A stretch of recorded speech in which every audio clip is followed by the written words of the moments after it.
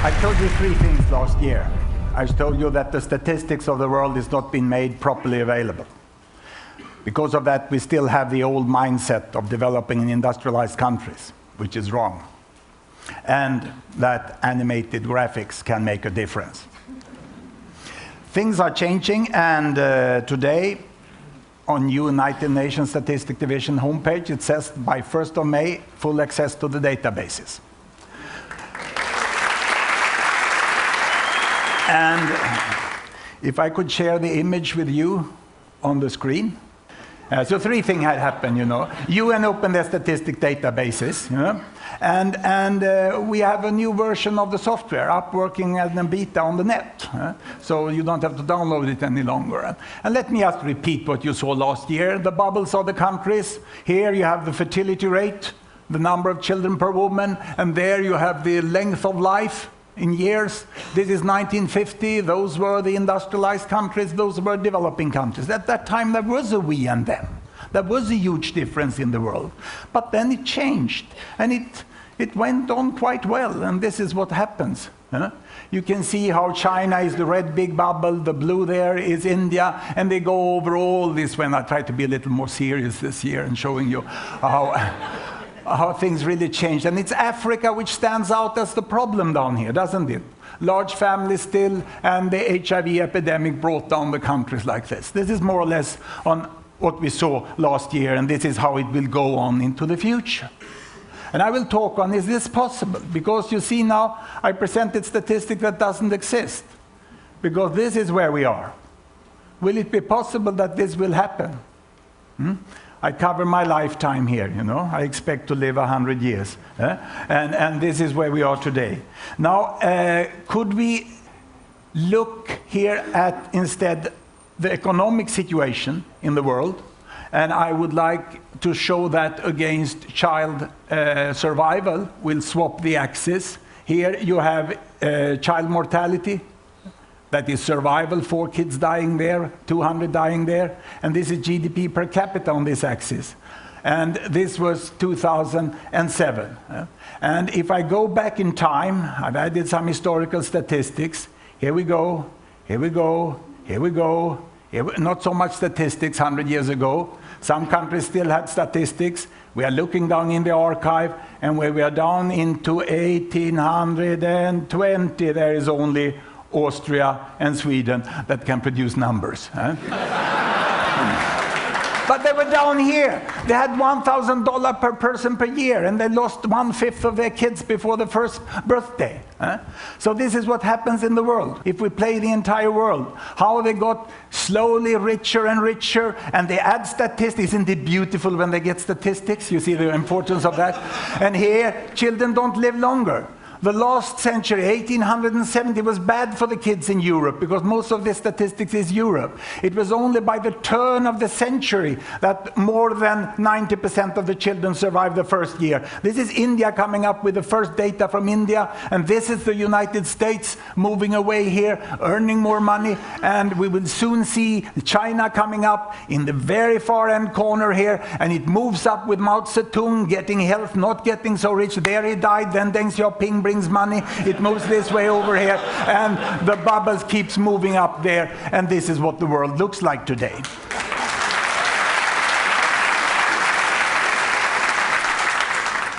Let us have a look at the United States. We have a function here. I can tell the world, stay where you are.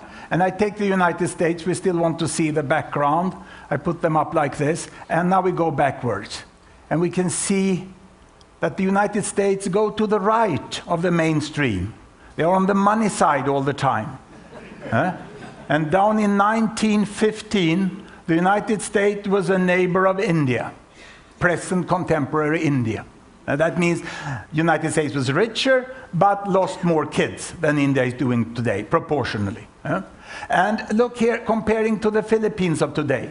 The Philippines of today has almost the same economy as United States during the First World War. But we have to bring United States forwards quite a while to find the same health of the United States as we have in the Philippines. About 1957 here, the health of the United States is the same as the Philippines. And this is the drama of this world, which many call globalized, is that Asia, Arabic countries, Latin America are much more ahead in being healthy, educated, having human resources than they are economically. There's a discrepancy in what's happening today in the emerging economies. There, now social benefits, social progress is going ahead of economical progress. And 1957, United States had the same economy as Chile has today. And how long do we have to bring United States to get the same health as Chile has today? I think we have to go there. We have 2001, or 2002, United States had the same health than Chile. Chile is catching up. Within some years, Chile may have better child survival than United States. This is really a change, that you have this lag of more or less 30, 40 years difference on how the health. And behind the health is the educational level, and there's a lot of infrastructure things and general human resources are there. Now, we can take away this, and I would like to show you the rate of speed, the rate of change, how fast they've gone. And we go back to 1920. And I want to look at Japan. And I want to look at Sweden and the United States. And I'm going to stage a race here between this sort of yellowish Ford here and the red Toyota down there and the brownish Volvo. And here we go. The Toyota has a very bad start down here, you can see. And United States, Ford is going off-road then, and the Volvo is doing quite fine. This is the war. The Toyota got off track, and now Toyota is coming on the healthier side of Sweden. Can you see that? And they are taking over Sweden, then are now healthier than Sweden. That's about where I sold the Volvo and bought the Toyota. And now we can see that the rate of change was enormous in Japan. They really catched up. And this change is gradual. We have to look over generations to understand it. And let me show you my own sort of family history. We've made these graphs here, and this is the same thing, money down there and health, and this is my family. This is Sweden, 1830, when my great-great-grandma was born. Sweden was like Sierra Leone today. And this is when great-grandma was born, 1863. And Sweden was like Mozambique. And this is when my grandma was born, 1891. She took care of me as a child. So I'm not talking about statistics now. Now it's oral history in my family. That's when I believe statistics, when it's grandma-verified statistics,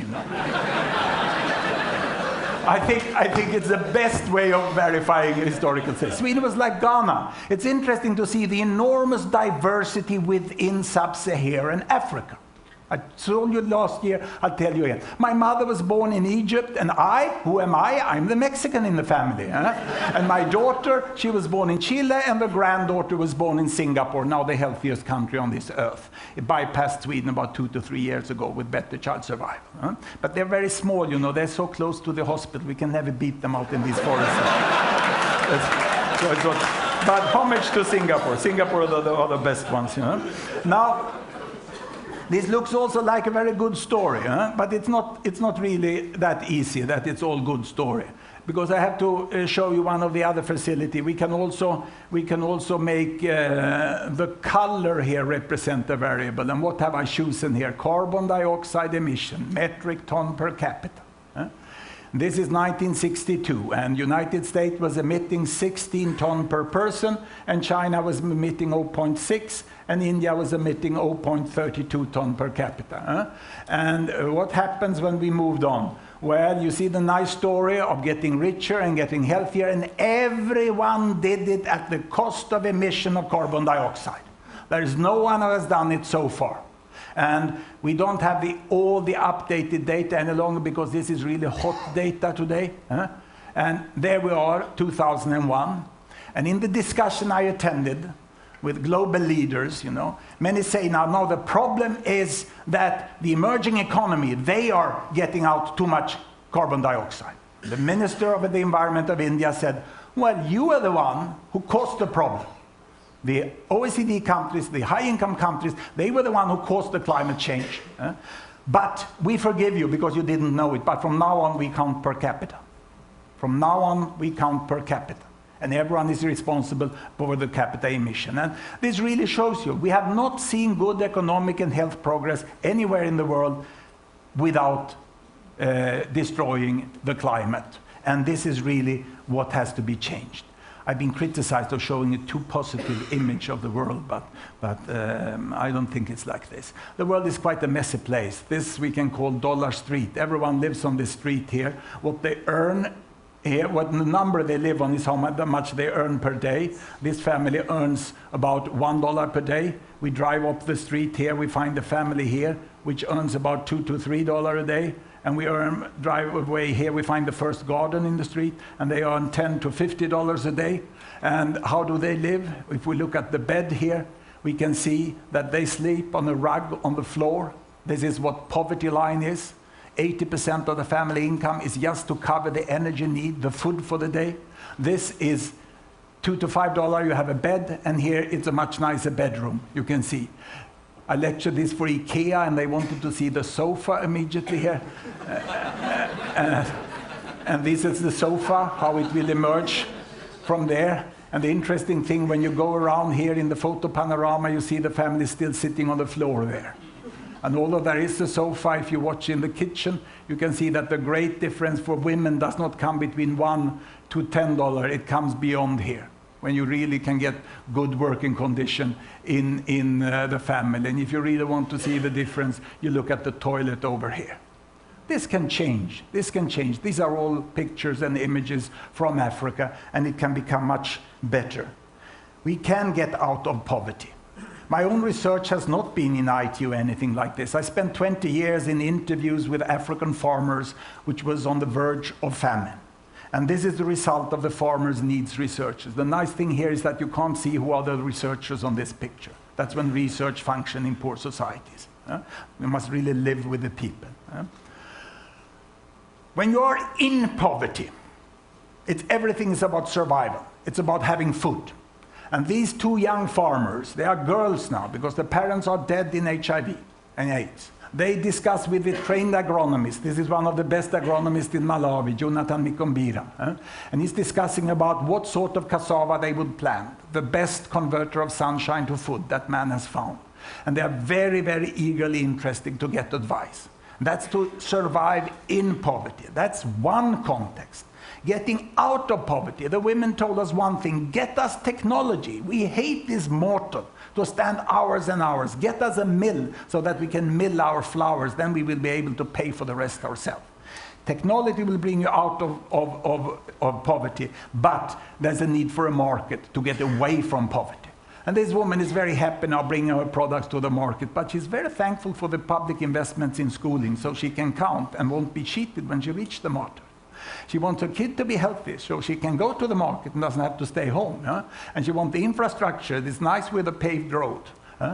That's also good with credits. Microcredits gave her the bicycle, and information will tell her when to go to market with which products.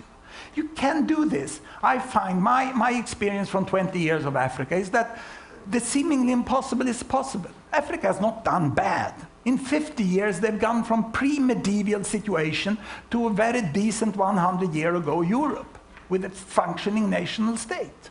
I would say that sub-Saharan Africa have done best in the world during the last 50 years because we don't consider where they came from. It's this stupid concept of developing countries which put us Argentina and Mozambique together 50 years ago and said that Mozambique did worse.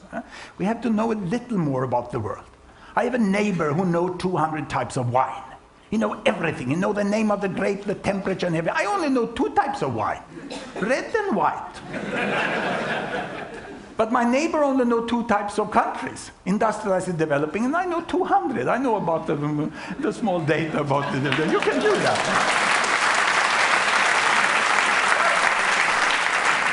But I have to get serious. And how do you get serious? You make a PowerPoint, and you make bullets. Homage to the office package, no? What is this? What is this? What am I telling? I'm telling you that there are many dimensions of development. Everyone wants your pet thing. If you're in the corporate sector, you love microcredits. You know, if you're fighting in non-governmental organization, you love equity between gender. Or if you're a teacher, you love UNESCO and so on. In global level, we just want our own thing. We need everything.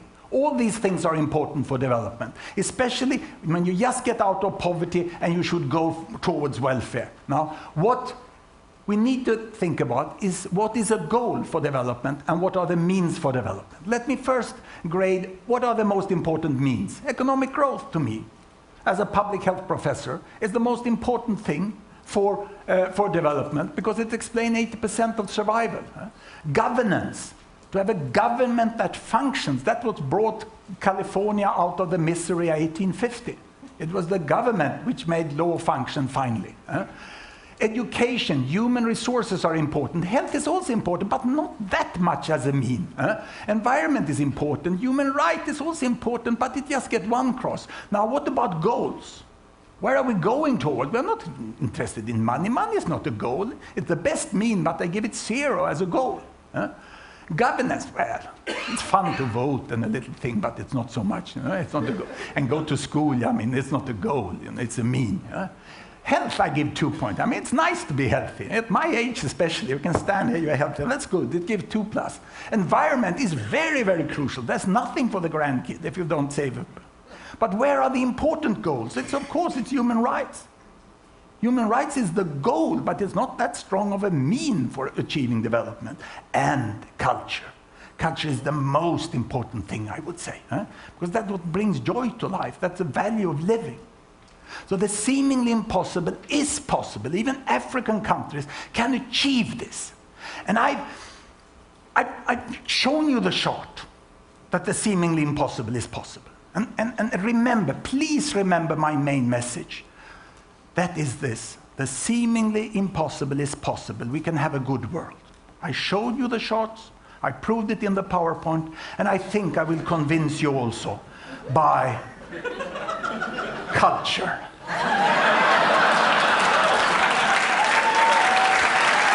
Bring me my sword.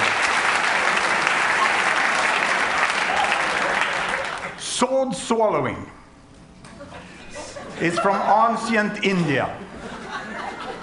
It's a cultural expression that for thousands of years has inspired human beings to think beyond the obvious.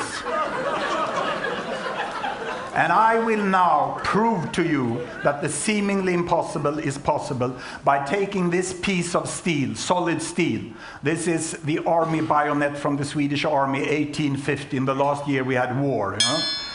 And it's all solid steel, you can hear here. Huh? And I'm going to take this blade of steel and push it down through my body of blood and flesh and prove to you that the seemingly impossible is possible. Can I request a moment of absolute silence?